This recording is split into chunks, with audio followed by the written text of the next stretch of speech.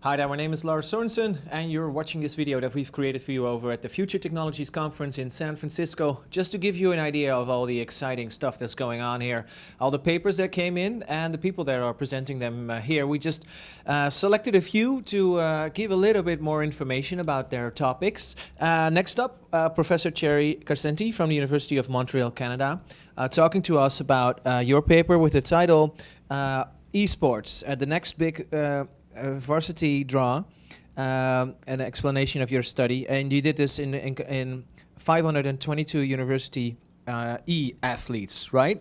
So it's a big thing. Well, it's a new thing. Simply put, more and more universities across America and around the world also have official esports teams, which is something very different from traditional sports teams, basketball, football, and so on. And many high schools are starting to do the same thing. So we decided to have a look at that.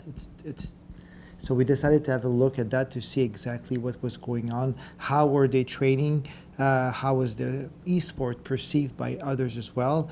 And we also, did a couple of tests as well. We looked at their heartbeat while they were playing games to compare it with the other sports as well. And we discovered many, many things. For example, people consider esports as one big thing, but it's like the Olympics. There are very difficult sports and there are easier sports. And same thing with esports. Some esports or some games online that you play, they required a lot of energy. We in the study that we conducted, the e-athletes that we studied, they were wearing a Fitbit bracelet. We were able to measure their heart rate. So when they play games for 8 hours with a heartbeat at approximately 120, you could compare this, to some of the Olympic sports as well. However, depending on the game you play, your heartbeat sometimes won't be very high. So there are many, many sports. There are many roles also, or positions that they do play in these esports. And the study we conducted allowed us to have a better understanding how they train, because they do train as well. They do run, they do physical, training as well. They prepare for the matches and competitions that they have as well. They have lots of games where they have to play in teams. Overwatch, for example, so you're not playing all by yourself on a computer, but that's what people would think about when you think about esports and computer games, simply put. So it's really evolving a lot. So they play games, they play together. They each have a position, they each have a role. They communicate with each other. They have coaches. They have psychological coaches as well. Some universities they even have nutritionists to help these so-called athletes or e-athletes do that. So it's very intriguing. And what's very interesting as well is that Paris did bid for the 2024 Olympics, and they said that if they were going to get it, they would have esports as a demonstration sports. Now, they did get the Olympics, but they backed a bit on the idea to have that. How come? Well, it's complicated because too many, businesses involved with esports and all that. They were asking for so much money to be in the Olympics. So finally, they agreed to have a demonstration during the Olympics, but they would not be part of the official Olympics. But all that to say that many schools, many universities are embarking in having those official teams. And we looked at what they were doing, and these guys in most of the universities that we studied, they're really training hard. They're really having fun as well, and they're really doing something interesting where they learn a variety of skills that go far beyond esports. Well, I'm listening to you that it sounds already like a very serious thing. For these athletes, it's serious. For the universities, it's serious. Is it just waiting for a paradigm shift to see it more like fully accepted, like in something as an Olympics? Yeah, people don't. People think of students playing games like you think they'd be wasting time. But what's very interesting with that is that those e-athletes, sometimes they felt alone when they were in high school. They were not part of a team. Now they're at university. They have the jersey from the university and they train with the team. So they feel recognized. They feel more competent. And I think it's very good for their self-esteem as well.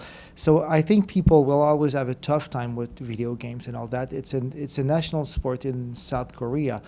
We're far from that in North America yet. We're a little bit behind. We're a little bit behind, but it's also interesting. So, Yeah. I think it's important. All that saying is, I think it's important to find a fair balance, and all universities that it did embark in that, they made sure that these athletes, they were doing some physical training as well. So they're not only playing games, they're doing a variety of things, and I think it's important to find a fair balance between playing games online and doing other things as well.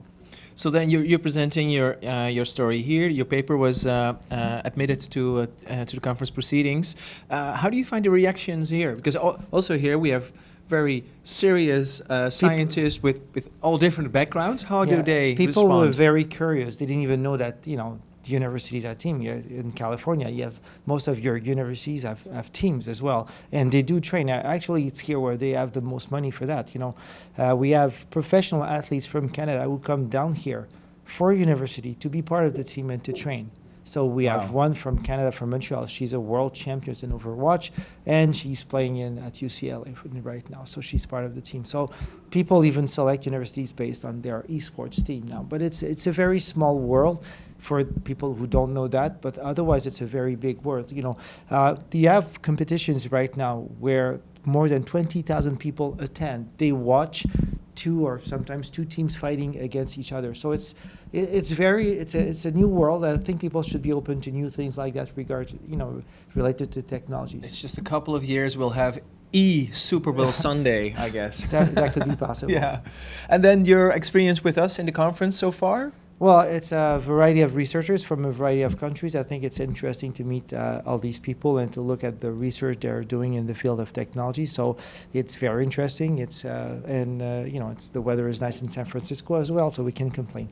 Yeah, comparing to Montreal, like we're getting snow right now. Yes. So. Professor Thierry Karsenti, thank you so much coming down here to the Future Technology Conference from the University of Montreal in Canada. And obviously, we had only short time to just address some hints of the entire paper. We'll be making it available online to check it all out, to make sure to get more information on esports.